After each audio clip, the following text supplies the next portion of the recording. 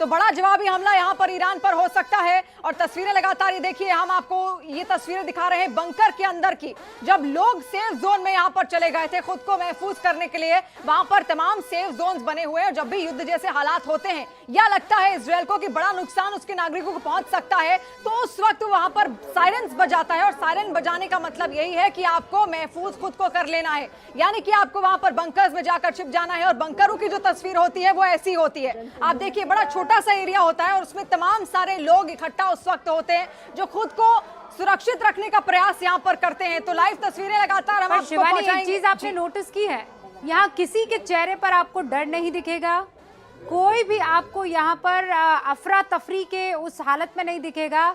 चेहरे पर उनके कामनेस है, चेहरे पर हल्की सी मुस्कुराहट है इनको, क्योंकि पता है हर थोड़े टाइम में इसी तरीके से आयरन डोम जो है वो एक्टिव हो जाता है। और बगैर किसी मतलब 181 बैलिस्टिक मिसाइल दागी गई है आपके देश पर। कोई एक इलाका नहीं है, पूरे देश पर बैलिस्टिक मिसाइल से अटैक हो रहा है। लेकिन जैसे ही सायरन बजता है ऐसे ही ये चुपचाप साइलेंटली बगैर भगदड़ मचाए, क्यों में ही सही, लेकिन वो अपने इलाके में, क्योंकि आपके पास कुछ 2 मिनट होते हैं। 2 मिनट्स आर वेरी इंपॉर्टेंट। मान लीजिए आप तेल अवीव में हैं तो वो 90 सेकेंड हो जाता है, अगर आप उससे थोड़ा सा दूर इलाके में हैं तो वो टाइम बढ़ जाता है। कई इलाकों में ऐसा होता है कि आपके पास 5 मिनट होता है।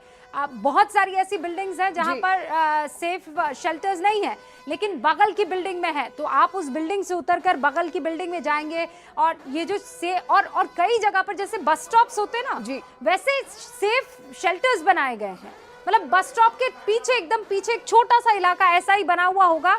वो दिखने में आपको ऐसा लगेगा कि शायद हो सकता है कि ये रेस्ट रूम हो, लेकिन आप वहां पर जाएंगे तो बस एक टनल टाइप छोटा सा, बिल्कुल इतना ही जितना अभी हम स्क्रीन पर दिखा रहे थे, उतना ही इलाका होता है। और ऐसे ही लोग वहां पर इकट्ठा होते हैं जब तक सायरन बंद नहीं हो जाता है। पूरा टाइम सायरन बजता रहेगा। अगर आधा घंटा है तो आधा घंटा सायरन बजेगा और आपको वो सायरन को झेलना होगा, उसके बाद ही आप बाहर निकल सकते हैं। जी, और जैसे इससे पहले बेनी से आप बात भी कर रही थी, उन्होंने कहा मात्र आधे घंटे के लिए ही वो बंकर के अंदर मौजूद थे और उसके बाद आराम से अपने काम करने बाहर निकल गए थे। तो ये तस्वीर देखिए बेहद अहम भी है इजरायल वासियों के लिए। और जैसा रूबिका ने जिक्र भी किया कि चेहरे पर वास्तव में कोई शिकन इनके नहीं दिख रही है, क्योंकि अब इस तरीके के युद्ध के हालात की इनको आदत भी पड़ चुकी है, क्योंकि लगभग 1 साल हो चुका है, 1 साल होने वाला है। इस 7 अक्टूबर को 1 साल हो जाएगा जब इजरायल ने हमास ने इजरायल पर हमले शुरू किए थे और उसके बाद इजरायल और हमास की जंग शुरू हुई थी। लेकिन उस वक्त ये इजरायल हमास की जंग जरूर थी, लेकिन अब ये इजरायल हिजबुल्लाह की जंग हुई और अब ये जंग हो चुकी है इजरायल और ईरान की।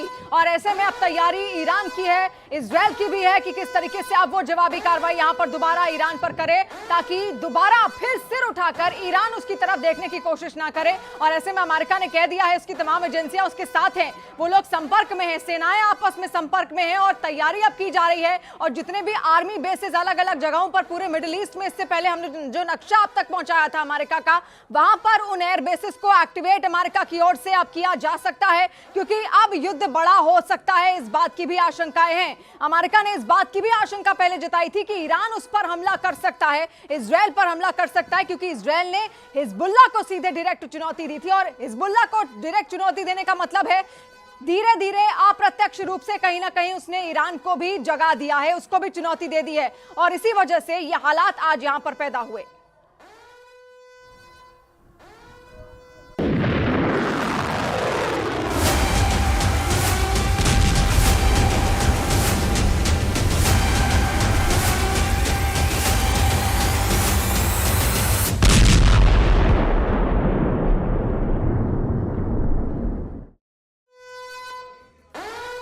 इजरायल ईरान युद्ध पर इस वक्त की सबसे बड़ी खबर हम आप तक पहुंचा रहे हैं। ईरान के राष्ट्रपति ने इमरजेंसी बैठक बुलाई है। तो बड़ी खबर इस वक्त, इमरजेंसी बैठक बुला ली गई है। नेशनल सिक्योरिटी फॉरेन पॉलिसी के सदस्य उसमें शामिल है और तैयारी अब हो रही है किस तरीके से ईरान पर हमला करना है, उसके लिए रणनीति तैयार करने की कोशिश इजरायल की ओर से। और हो सकता है उसमें अमेरिका के भी तमाम वो सदस्य शामिल हो जिनसे वर्चुअल तौर पर या जैसे भी उनसे संपर्क साधकर ये स्ट्रैटेजी, ये प्लानिंग अब इजरायल और अमेरिका मिलकर तैयार कर रहे हो। तो बड़ी खबर, ईरान के राष्ट्रपति राष्ट्रपति ने इमरजेंसी बैठक बुला ली है। बैठक में तमाम वो बड़े अधिकारी उस वक्त शामिल होंगे, रक्षा क्षेत्र से जुड़े हुए, डिफेंस क्षेत्र से जुड़े हुए, जो सहयोग दे सके और पूरा वो प्लान तैयार कर सके ईरान के खात्मे का। क्योंकि जब भी किसी भी युद्ध की तैयारी होती है, देखिए सबसे पहले उन देशों के मैप वहां पर तैयार होते हैं और ये डिसाइड किया जाता है कि अब हमला कहां पर करना है। हमला ऐसी जगहों पर किया जाता है ताकि ज्यादा से ज्यादा नुकसान उस देश को हो, और हमला तब उन जगहों पर किया जाता है जो कम थोड़ी रिहायशी इलाके वाली होती है, जब मात्र केवल एक चेतावनी देनी हो।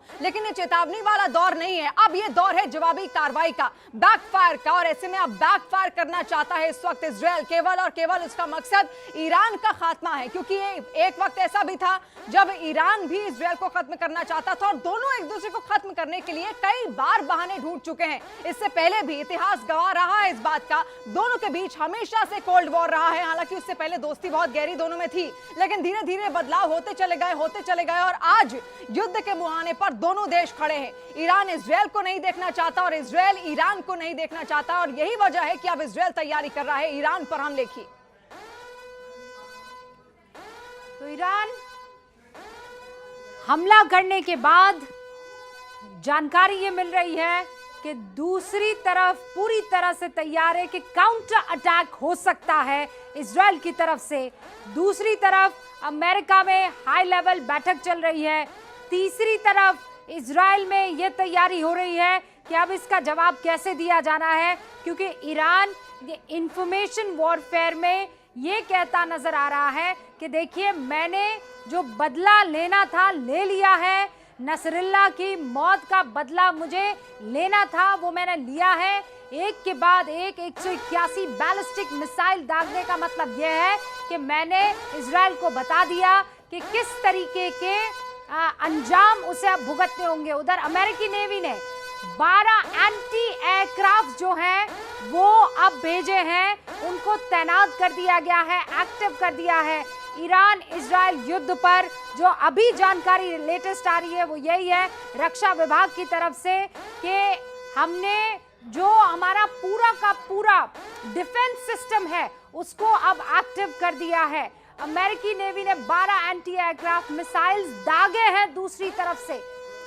तो देखिए, मिसाइलें दागने की तैयारी यहां पर लगातार की जा रही है। ईरान तो पहले ही 181 मिसाइलें यहां पर दाग चुका है, जिसका आंकड़ा इजराइल ने खुद सबके सामने रख दिया है, दुनिया के सामने रख दिया है। और अब इजराइल इससे कम मिसाइलें तो यहां पर दागेगा नहीं, और मिसाइलें ऐसी चुनेगा जिससे ज्यादा नुकसान वो ईरान को कर सके। ऐसे में सबसे बड़ा मकसद उसका यही होगा, ईरान के जितने भी रिहायशी इलाके हैं उन पर हमला किया जा सके, क्योंकि अगर वहां के लोगों को चोट पहुंचेगी तो बेशक ईरान को चोट पहुंचेगी, और ऐसे में ईरान फिर और ज्यादा उबलता हुआ यहां पर दिखेगा भी जरूर। लेकिन अभी इसकी तैयारी चल रही है, स्ट्रैटेजी तैयार की जा रही है। अमेरिका और इजराइल साथ बैठे हैं। अमेरिका ने पहले ही कह दिया है कि उसकी जो सेनाएं हैं वो इजराइल के संपर्क में है और कुछ बड़ा करने की तैयारी में है, क्योंकि इजराइल का अब ये दावा है, अब वक्त हमारा होगा, जगह हमारी होगी, और आज रात को ही वो ईरान पर ये बड़ा हमला करेंगे। और दूसरी तरफ ईरान में बड़ा माहौल जो है वो अफरा तफरी का बना हुआ है। लंबी लंबी कतारें गाड़ियों की दिखाई दे रही है। मैं कैमरा पर्सन से कहूंगी कि एक बार जरा ये तस्वीरें दिखाएं मेरे मोबाइल फोन पर। ये तस्वीरें ये तेहरान की तस्वीरें हैं, ईरान की राजधानी की तस्वीरें हैं, जहां पर आप लंबी लंबी कतारें गाड़ियों की देख रहे हैं, और ये गैस स्टेशन के बाहर लग रही कतारें हैं। कहा यह जा रहा है कि वहां पैनिक सिचुएशन इस वक्त नजर आ रही है, और ये सिचुएशन बताती है कि तेहरान में इस वक्त वो जानते हैं कि ये जो जंग की शुरुआत हुई है उसका खात्मा, उसका अंत अब लंबे समय तक उसका इंतजार करना होगा। क्योंकि यहाँ जिस तरीके के माहौल का जिक्र हो रहा है वो ये है कि अब जो ईरान ने शुरू किया है खत्म अब इजराइल ही उसे करने वाला है। और जो तस्वीरें आप रूबिका आपने यहाँ पर दिखाई, बिल्कुल ठीक वैसी जैसे यूक्रेन में भी यही हालात हुए थे। यूक्रेन में भी इसी तरीके का माहौल बना था। जब रूस ने उस पर हमले किए थे तो लोग भागना चाहते थे, उन शहरों से भागना चाहते थे जहां पर सबसे ज्यादा खतरा हो, और यही हाल इस वक्त ईरान में भी, जैसा रूबिका ने आपको दिखाया, कुछ वैसा ही हाल वहां पर भी। गाड़ियों की जो लंबी कतार है वो इसी वजह से गैस स्टेशन पर लग रही है। वो गैस भरवा लेना चाहते हैं और भागना चाहते हैं उन जगहों से जहां पर सबसे ज्यादा खतरा है, सेफ जोन में भागना चाहते हैं, क्योंकि वहां पर किसी तरीके के ऐसे कोई बंकर्स तैयार नहीं है खास, और अगर है भी तो वो इतनी ज्यादा संख्या में नहीं है कि खुद को लोग महफूज कर सकें। और यही कारण है कि अब वो गैस स्टेशंस पर भीड़ लगा रहे हैं, खुद के लिए सामान जुटा रहे हैं, ताकि अगर युद्ध की स्थिति बनी, क्योंकि अब इजरायल का रुख वो समझ चुके हैं कि इजरायल बहुत बड़ा हमला करेगा। भले ही इससे पहले आपने देखा होगा तेहरान में किस तरीके से जश्न का माहौल था, लेकिन अब जो इजरायल का बदला ईरान को होगा वो बहुत भारी ईरान को यहां पर पड़ने वाला है। और ईरान के लोग इस बात को बहुत अच्छे से समझ चुके हैं और इसी वजह से वो तमाम तैयारियां अपने लोगों को महफूज करने के लिए, खुद को महफूज करने के लिए कर रहे हैं। और इसी वजह से लंबी लंबी कतारें आपको वहां पर देखने को मिलेंगी। लेकिन इजरायल की आज की तस्वीर हम आपको दिखा रहे हैं। आयरन डोम सिस्टम जो इजरायल का वहां पर था वो फेल हुआ है, ये दावा है ईरान का, लेकिन इजरायल कहता है कि उसको किसी तरीके का कोई नुकसान नहीं हुआ। अमेरिका भी ये कहता है कि जो हमला ईरान की ओर से करने की कोशिश की गई थी वो फेल हुआ है, ईरान इस हमले में फेल हो गया है। और ये वही तस्वीर इस वक्त हम आपको दिखा रहे हैं जब एक के बाद एक कई मिसाइलें यहां पर दागी गई हैं, बैलिस्टिक मिसाइलें दागी गई हैं। बैलिस्टिक मिसाइलें जब आपको टारगेट सेट करना होता है और जिस टारगेट को आपने सेट किया है लगभग मिसाइल उसी के आसपास या उसी पर जाकर यहां पर गिरती है। और ऐसे में ये आप देख रहे हैं इस वक्त किस तरीके से तस्वीरें बदलती हुई, और यही तस्वीर कुछ देर बाद हो सकता है आपको यहाँ पर ईरान में भी देखने को मिले। ईरान में भी अभी जो हम ये तस्वीरें दिखा रहे थे ना कि लंबी लंबी कतारें लगी हुई हैं ईरान में, कई दर्शक ये सोच रहे होंगे कि मतलब ईरान ने अभी हमला किया है, ये लंबी कतारें गैस स्टेशन पर लगाने का क्या मतलब है, क्योंकि ये तो वॉर जोन और कॉन्फ्लिक्ट जोन हो गया। तो मैं दर्शकों को बता देना चाहती हूँ कि ईरान की गैस इंडस्ट्री को अब इजराइल टारगेट करेगा। आप समझ रहे हैं, अगर गैस इंडस्ट्री को या पेट्रोलियम इंडस्ट्री को टारगेट करता है इजराइल तो वहां पर हालात बड़े खराब हो जाएंगे। और वो पेट्रोलियम इंडस्ट्री को क्यों टारगेट करेगा, क्योंकि दुनिया के जो 5% टोटल क्रूड ऑयल है वो ईरान की तरफ से आता है, और ऐसे में ईरान की रीढ़ की हड्डी है। तो इजराइल पूरी कोशिश करेगा कि उसे वहां चोट पहुंचाई जाए जहां पर उसे सबसे ज्यादा दर्द हो और सबसे ज्यादा उसे चोट लगे, वो सबसे ज्यादा जख्मी हो। और वो जख्म कैसे लगेगा, वो जख्म लगेगा जब पेट्रोलियम इंडस्ट्री को, वहां की ऑयल रिफाइनरीज को निशाना बनाए।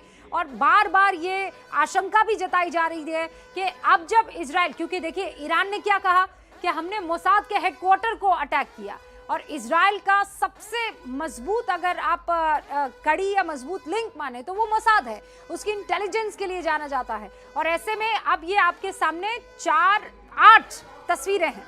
तो 8 तस्वीरें देखिए किस तरीके से आपके सामने हम इस वक्त रख रहे हैं। जो हालात इस वक्त पैदा हुए हैं इजरायल के अंदर, अच्छे से उस युद्ध के हालात को इन 8 तस्वीरों के जरिए समझा जा सकता है। आयरन डोम फेल हुआ, आयरन डोम यहां पर सफल भी हुआ है, लेकिन आपको बता दें क्योंकि 97% उसकी क्षमता है कि वो सफल रहे। हालांकि 3% ऐसा लगता है, 3% ऐसा लगता है कि कुछ मिसाइलें आकर वहां पर गिर जाती हैं। एयरपोर्ट पर उसके हमला होता है, स्कूल पर हमला किया गया, जहां जहां पर मिसाइलें गिरी हैं वो इलाके हम इजरायल के आपको दिखा रहे हैं। तेल अवीव सबसे बड़ा टारगेट बना है, बैलिस्टिक मिसाइल से हमला किया गया है, नसरल्ला का बदला लिया गया है ईरान ने, और इजरायल अब इसका जवाब देगा, जिसके लिए मीटिंगों का दौर, बैठकों का दौर एक के बाद एक लगातार अब यहां पर जारी है। स्कूल को टारगेट किया और मिसाइल कहां कहां पर गिरी है वो तमाम क्षेत्र हम आपको दिखा रहे हैं। एयरपोर्ट पर हमला किया गया और इसी कारणवश वहां पर जितनी भी एयरलाइंस है उनको फिलहाल के लिए बंद कर दिया गया है। व्हाइट हाउस के मॉनिटरिंग रूम में हम बता दें आपको, इस वक्त एक बड़ी बैठक चल रही है। कमला हैरिस, जो बाइडेन वहां पर मौजूद है और इस बात पर अभी चर्चा चल रही है। देखिए अगले महीने वहां पर चुनाव है जी, और ऐसे में ये बहुत जरूरी हो जाता है कि जो बाइडेन जो फैसला लेते हैं वो किस हिसाब से लेते हैं। और ऐसे में जो बाइडेन, कमला हैरिस और उनके तमाम बड़े अधिकारी इस बात पर चर्चा कर रहे हैं कि अब इजराइल को कैसे और पुरजोर तरीके से मदद की जा सके। मॉनिटरिंग रूम मतलब समझ रही हैं आप, वो इलाका जहां पर आप पूरी की पूरी सिचुएशन पर नजर रखे हुए होते हैं। तो मॉनिटरिंग रूम तैयार किए जा चुके हैं और अमेरिका के तमाम जो उच्च अधिकारी हैं, तमाम जो राष्ट्राध्यक्ष हैं, चाहे वो कमला हैरिस हो या फिर जो बाइडेन खुद हो, कड़ी निगरानी लगातार कर रहे हैं। मॉनिटरिंग उनकी ओर से की जा रही है क्योंकि सबसे ज्यादा खतरनाक एजेंसीज भी मानी जाती है अमेरिकन एजेंसीज को, और सबसे ज्यादा काबिल एजेंसीज भी अमेरिकन एजेंसीज को मानी जाती हैं कि हर खबर वॉर से पहले, किसी भी हमले से पहले उन तक पहुंच जाती है।